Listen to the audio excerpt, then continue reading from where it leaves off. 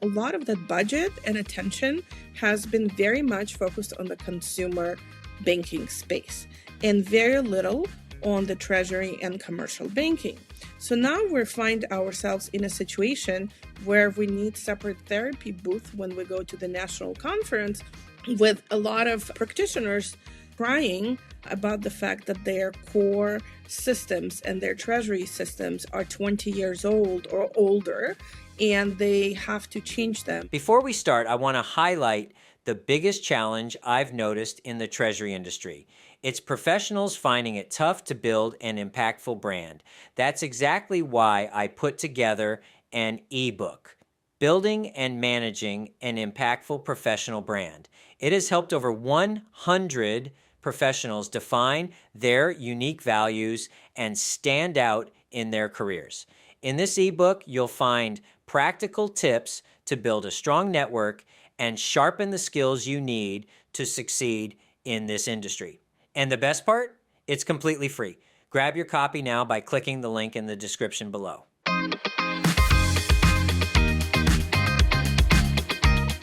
Welcome to this week's episode of the Treasury Truth or Dare podcast, where we invite Treasury leaders to share their Treasury truths and take on dares, which offer us insights into what makes them tick. Today, I'm thrilled to be joined by my longtime Treasury colleague and good friend, Zoya Liberman. She's a principal strategist at Endava North America. Zoya has over 20 years of experience across financial institutions, alternative providers, and large corporates. Zoya brings a truly unique industry-wide perspective that no one can match. In this episode, Zoya shares why soft skills are becoming more important than ever, how outdated treasury systems are creating serious challenges, and what it really takes to get the next generation excited about a career in treasury.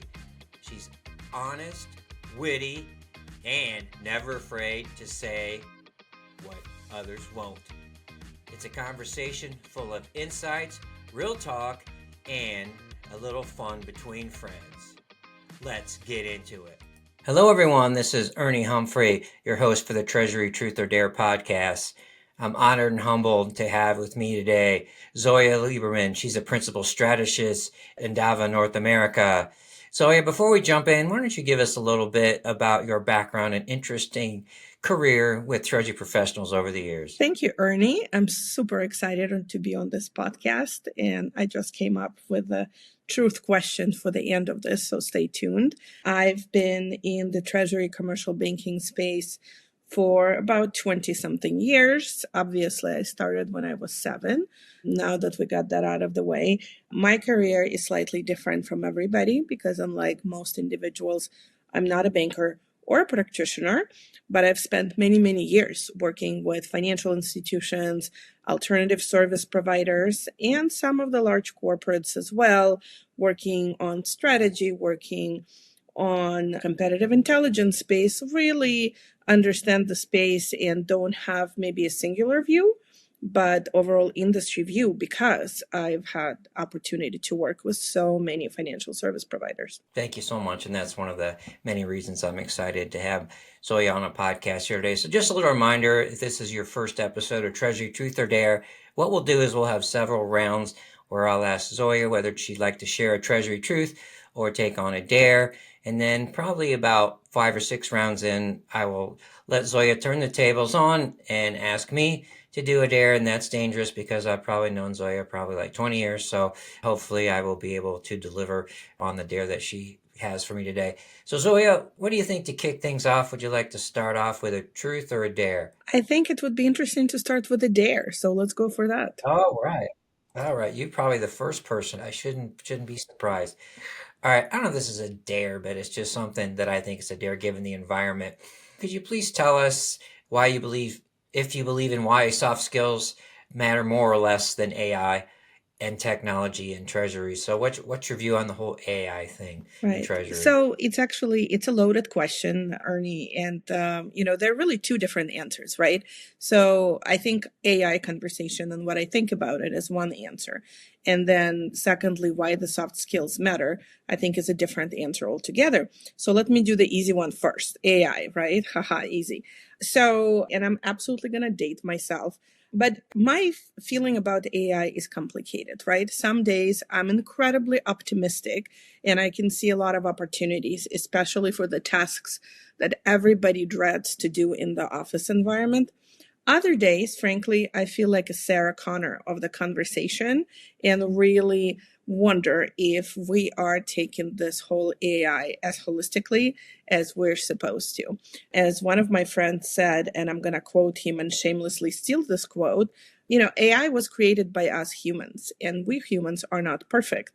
So to expect perfection from something that was created by us is absolutely silly. So I think we really need to take a step back and think about, what is the purpose? Why did we create this? And more importantly, what is the practical application, specifically in Treasury space? Because I think that's one of the most common questions that I see being asked at every event that I go to. So that's to answer your AI. I think the second one about the soft skills, I'm incredibly passionate about the soft skills because they frankly no longer exist the way they used to, right? If you look at younger generations that not only been stuck to their devices and also been home during COVID, some of the skills that we took for granted have been lost. And even for us that's been in the workspace for a while, we're so accustomed to being in front of our computers or in recording studio like this one. I frankly feel like a lot of us have lost the skills that we previously had. Skill of conversation, skill of pleasantry, skills of actually being in person and not speaking that everything comes to your mind, because guess what? You cannot delete that like you can if you posted a comment, for example. So I think it's incredibly critical to invest more time in the social skills and soft skills, especially in the multicultural global environment that we're in. Nearly not enough attention is being paid to that. Okay. Well, thank you very much. Share my views as well. And I like to call soft skills human skills because they matter no matter what. And yeah, I can't wait to start going out and speaking again and connecting with people. So our season is around the corner. All right. So let's go with round two. Are you going to go for a truth or another Let's mix it up. Let's go for a truth. All right. And this should be interesting given that you have such I would say, a rounded view of Treasury. In which areas of Treasury are you most passionate about when you talk to people? That's a good one. I think Treasury, as we know, as a discipline, is that animal that exists, but nobody knows where, right? That's not something that's being taught at school. That's not something that you hear. And Treasury is an ecosystem by itself, right? So just to pinpoint and say, here's a particular function about Treasury, that's just not true, because nowadays, it's just not the same as it was 20 years ago when you can take one book and get your CTP license with just one book. And now it's multiple modules, and it involves receivables and payables and digital banking and different type of risk and compliance requirements. So I think what I'm passionate about is actually being able to take kind of the open white canvas and paint the big picture for Treasury, and for majority of the participants to really understand what that means, because everybody is so rigid in the approach and everybody has a very specific job. Very few people actually have that global view or wider view of Treasury and understand the implications or consequences or even unintended consequences of what happens when the decisions within Treasury teams are not being made well, or there is no subject matter expertise in a certain place. So that to me is a passionate topic that I would like to talk about any chance I get. No, I love it. So part of that is the passion for learning. And Treasury is not the same every day, so there's always more to do. And I love when you commented on the impact of our decisions and communications. And I get on my soapbox all the time. Like in Treasury, we impact suppliers, we impact customers, and that's incredibly important. We don't talk enough about that. We also impact people across our whole organization. and we don't really talk about how we impact them and they impact us and how we can collaborate Absolutely. together. As normal, Ernie's talking too much. All right, Zoya, let's go back to let's say another truth or a Let's do dare. another truth. Okay. Um, do you believe that this year is a critical year for the Treasury profession? Why or why not? Yes, I do. Just like I believe 2024 was a critical year, and the next year will be critical as well. Okay. And here's why. I think for the last 10, 15 years or so, with the emergence of fintechs and this whole idea of disrupting the space, right? And COVID, where a lot of organizations said, okay, well, this is our perfect opportunity to maybe revise our tech stack, or maybe invent funds into something that is specific to technology and a new way of payment systems and whatnot. What happened, however, is that a lot of that budget and attention has been very much focused on the consumer banking space and very little on the treasury and commercial banking.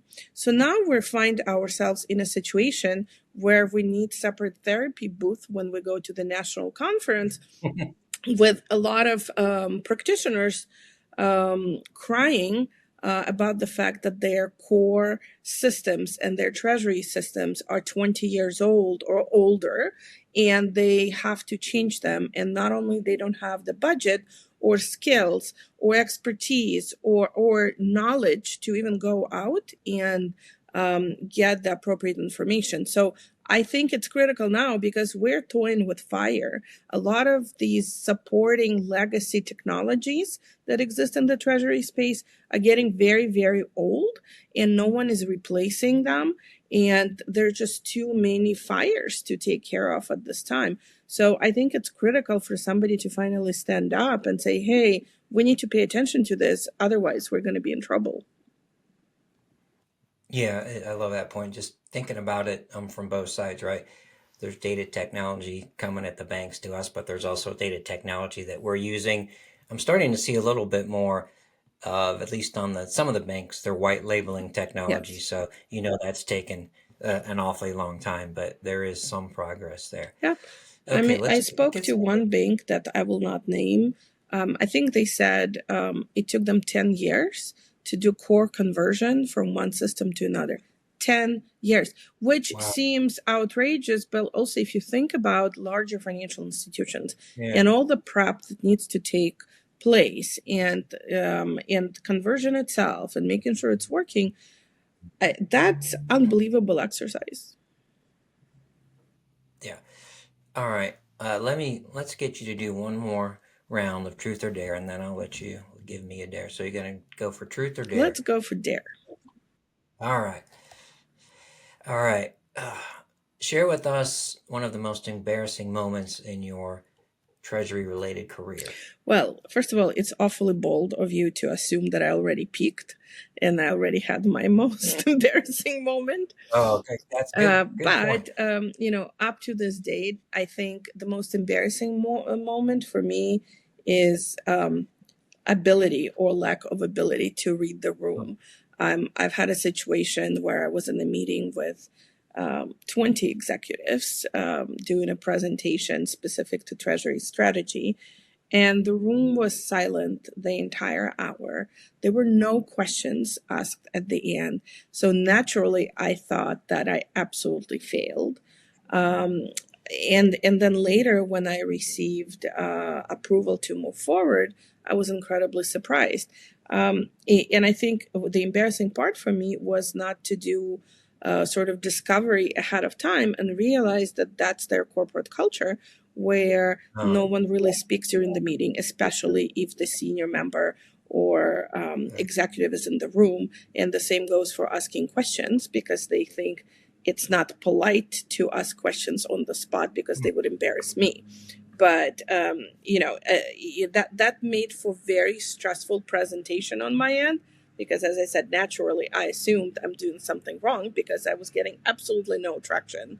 All of my jokes fell absolutely flat. So I know, Ernie, you can sympathize with that and know how that feels. So that to Oh, me yeah. is embarrassing moment. All right. Well, thank you for sharing. So, given that you have just shared that, I'm going to let you ask me a dare. So, go ahead. Okay, so here's memory exercise. Ernie, you mentioned Oh, earlier that we've known each other for 20 years. I dare you to remember where and when we met first time. oh. Yeah, I'm not going to. My memory's bad from last week. Uh, I know that we had many conversations on the phone, so you're going to have to correct me. For some reason, I don't remember meeting you at the AFP office in Bethesda. Okay, So I will have to I'll say bail you probably at a, out.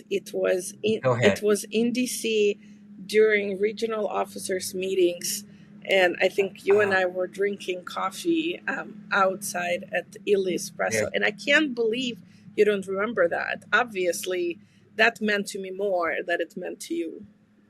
oh, tough I crowd, know, tough tough crowd. crowd. All right. I have a Uh, dare for you. I know you okay. do these podcasts in the comfort of your own studio.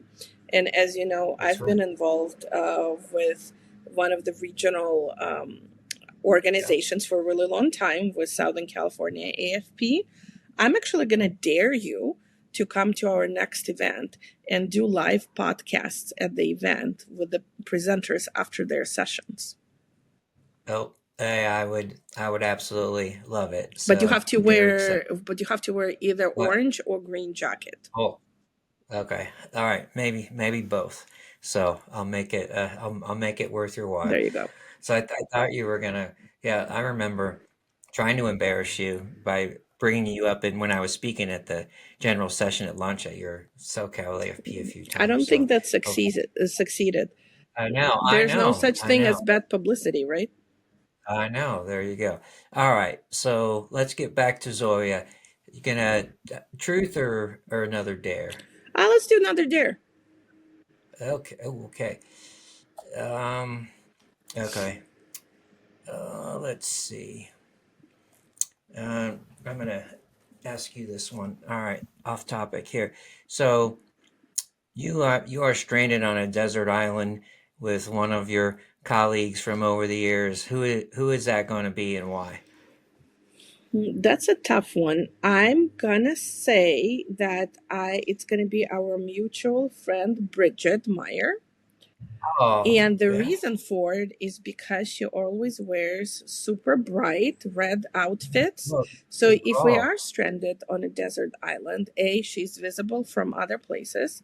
And also, we've known to have fun having a drink or two. So I think she would be a perfect companion. oh, I love it. And also, Bridget has been a guest. She's an amazing singer, Yes, and she's good at problem solving. So you and she could probably find your way off the island fairly easily. absolutely. All right. Let's ask you again. Okay, Zoya, truth or dare? Let's go with the truth. All right. So you mentioned before, you kind of touched on the things that we need to do to get the younger generation involved, the Treasury professionals. What are some things that people like yourself and I you think we could do to get younger people more involved and engaged besides me doing this podcast? What else can we do you think? I think actually, to me, a lot of things, not just your question, but a lot of things that I see in our industry right now, to me, cry about kind of the idea of going back to basics, right? I feel like we are so overloaded with information, and I'm sure you feel that way. I certainly do. That no matter how much I read, I still feel like I don't know enough because it's just too much. And we're probably consuming more information than we used to. It's just the availability of information has just grown exponentially.